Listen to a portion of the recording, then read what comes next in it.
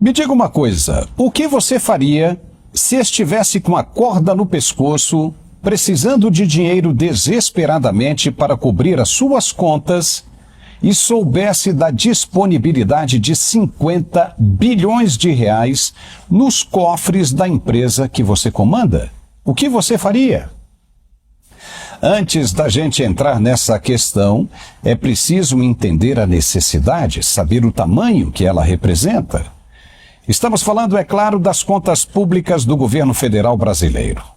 O resultado nominal, que considera o pagamento de juros da dívida do setor público consolidado, foi deficitário em 1 trilhão e 15 bilhões de reais no acumulado de 12 meses, até fevereiro de 2024 agora. Mais de 1 trilhão de reais.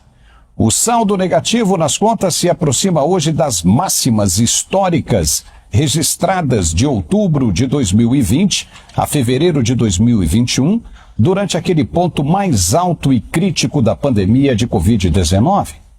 Só que agora não tem pandemia, tem a da dengue, que a gente vai falar daqui a pouquinho, mais para frente, mas que a motivação para combater não está nem de longe semelhante ao que foi naquele ano. Então veja, o governo está no comando do país há apenas 1 ano e meio e já conseguiu chegar a esses níveis de dívida pública tão exorbitantes. Com toda certeza, as equipes econômicas, aquelas formadas por técnicos, já devem estar alertando o governo para o caos que vai se formar em um futuro bem próximo, se isso continuar do jeito que está. Não há fórmula mágica para fugir desse problema. E será uma insanidade e até irresponsabilidade imaginar que esse dia de turbulência não vai chegar nunca. É uma tolice. Porque se não há como cobrir os custos, vai faltar dinheiro para os compromissos básicos, como, por exemplo, o pagamento de salários do funcionalismo público. Não tem jeito. E vão fazer o quê? Pegar dinheiro do BNDES, do BRICS, para pagar as contas? Uma vez vai, mas 2 já vai ser complicado demais. Aí, no desespero de encontrar uma solução, o governo fica sabendo que há nos cofres da Petrobras mais de 50 bilhões de reais sobrando para serem divididos entre os acionistas, em uma empresa que tem o próprio governo como acionista majoritário e que pode traçar as diretrizes que julgar necessárias. Opa, nananina não.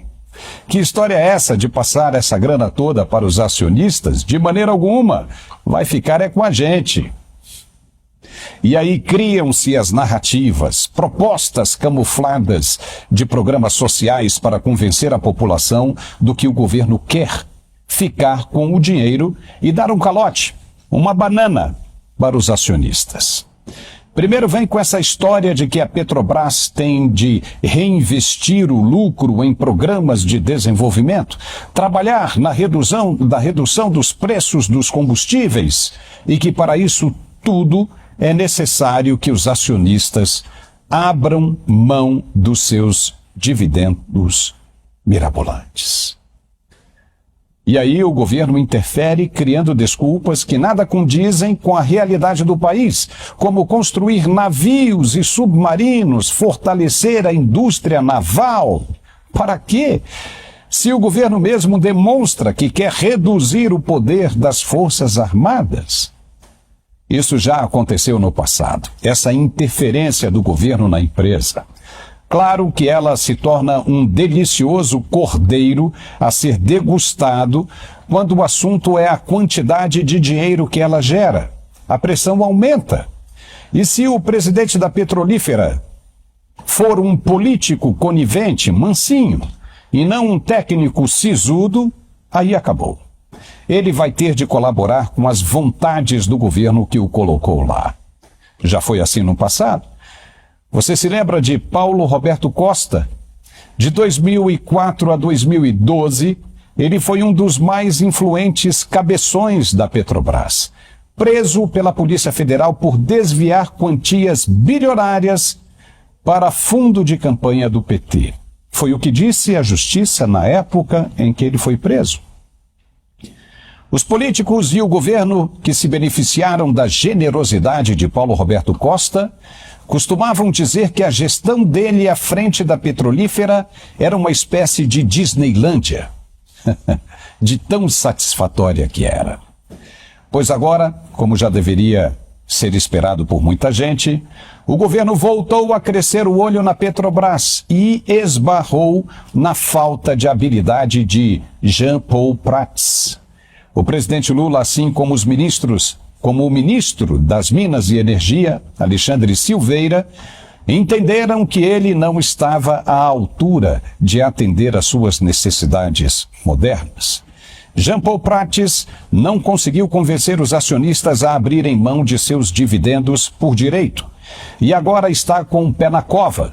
Vai ser substituído. Será o 11º presidente da petrolífera trocado em pouco mais de 20 anos. Ou seja, uma média que tem sido de 2 anos no cargo, enquanto que em outras empresas do mesmo ramo, mundo afora, como a ExxonMobil, a Shell, a Saudi Aramco e tantas outras, os presidentes ficam, em média, 8 anos no cargo. Será que dá para entender esse processo e as intenções? Será que isso fica claro mesmo? O nome para substituir Jean Paul Prats será o de Aloysio Mercadante, atual presidente do BNDES. Um nome forte do partido, inteiramente voltado para os ideais do PT e não propriamente para a sociedade brasileira. Ele não é visto pelo mercado como a pessoa certa para ocupar o cargo. Aliás, a indicação do nome dele tem causado muita preocupação no setor por não ser uma pessoa previsível e que poderá adotar medidas que venham a entrar em conflito com o que desejam os acionistas. Pode até haver uma debandada de investidores, uma vez que o preço das ações tem caído bastante por causa dessa possível mudança de cadeiras. Mercadante tem um perfil muito heterodoxo. Ele chegou a dizer uma vez que a inflação no Brasil tinha acabado com o Plano Cruzado em 1986, o que não foi verdade. E depois, em 1994, criticou o Plano Real.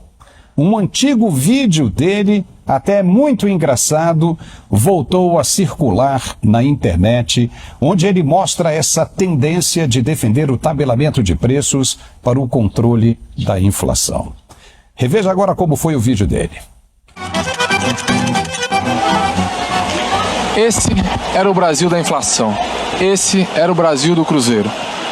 Quando você vinha para o supermercado fazer suas compras, a cada dia, a cada semana, todos os meses, os preços iam aumentando.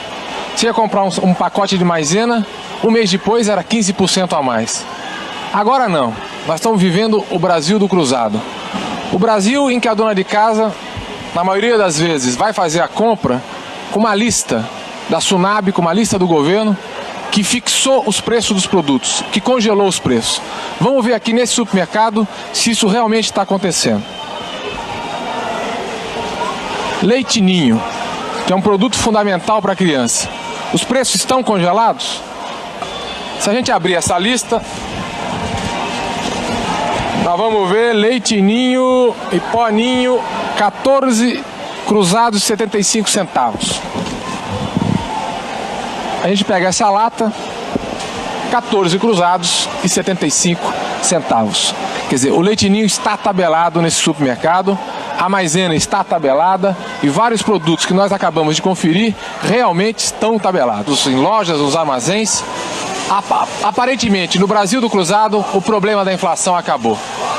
Mas não é este o único problema que a dona de casa vai ter pela frente. Por exemplo, o Leite Ninho, que está tabelado, até ontem não havia nesse supermercado. Chegou uma pequena remessa e cada cooperante desse supermercado só pode comprar 2 latas pequenas, porque também não existem aqui latas grandes de Leite Ninho. Mas não é esse o único produto que está faltando não. Por exemplo, aqui, Aqui havia chocolate granulado. Este é o último pacote do supermercado e não vai chegar mais, pelo menos o que nós